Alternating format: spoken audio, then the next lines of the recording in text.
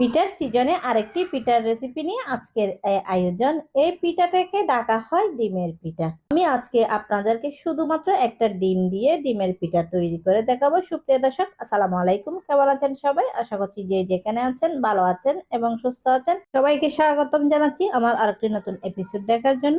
আমি আজকে আপনাদের সাথে শেয়ার করছি খুবই মজাদার এবং খুবই সহজভাবে তৈরি পিঠার রেসিপি। তাহলে চলুন মূল রেসিপিতে যাওয়া যাক। প্রথমে আমি একটা ডিম নিয়ে নিয়েছি।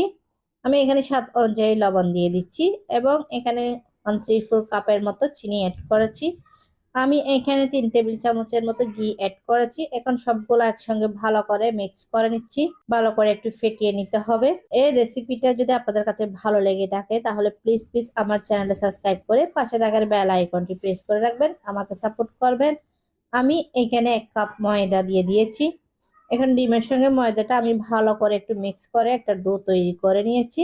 এখন ডোটা তৈরি হয়ে গেছে। এখন ডোটাকে আমি আবার একটু ভালো করে মতে 2 ভাগে ভাগ করে নিচ্ছি। ভাগ করে নিয়েছি। এখন আমি এই ডোটাকে পাতলা করে বেলে নিচ্ছি। বাসায় যদি ডিম, ময়দা আর চিনি থাকে তাহলে আমার সাথে সাথে আপনারা এই পিঠাটা বানিয়ে ফেলুন। দেখেন আমি কত পাতলা করে এই রুটিটা তৈরি করে নিয়েছি। এখন রুটিটা আমি মাঝখান থেকে কেটে নিচ্ছি। দেখেন আমি পিঠার ডিজাইন করার জন্য পিঠার সাইজ অনুযায়ী এই রুটিটাকে কেটে নিচ্ছি। আশা করছি আজকের এই রেসিপিটা আপনাদের কাছে ভালো লাগবে। ভালো লাগলে লাইক, কমেন্ট এবং বেশি বেশি করে শেয়ার করবেন। দেখেন আমি এটার 4 পাশ কেটে নিয়েছি। এই ডিজাইনটা কিন্তু খুবই সহজ, দেখে বুঝে নিতে হবে।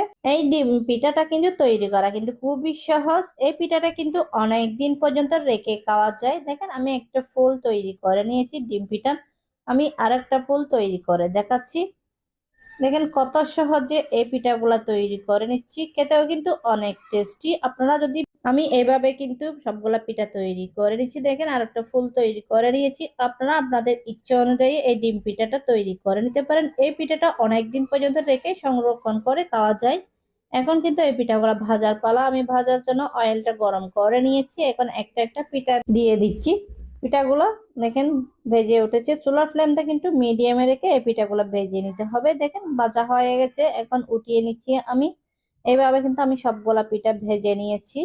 এখন কিন্তু পরিবেশনের পালা। আমি আপনাদেরকে পরিবেশন করে দেখাচ্ছি। দেখেন দেখতে কত সুন্দর হয়েছে এই ডিম পিঠাগুলা। এই ডিম পিঠাগুলো কিন্তু তৈরি করা খুবই সহজ। অল্প উপকরণ দিয়ে কিন্তু তৈরি করে নিতে পারেন। খেতেও কিন্তু অনেক টেস্টি।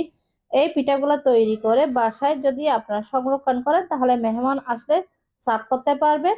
এগুলা কিন্তু অনেকদিন রেখে খাওয়া যায়। আর আজকে সহজ রেসিপিটা আপনাদের কাছে কেমন লেগেছে অবশ্যই কমেন্ট করে জানাবেন।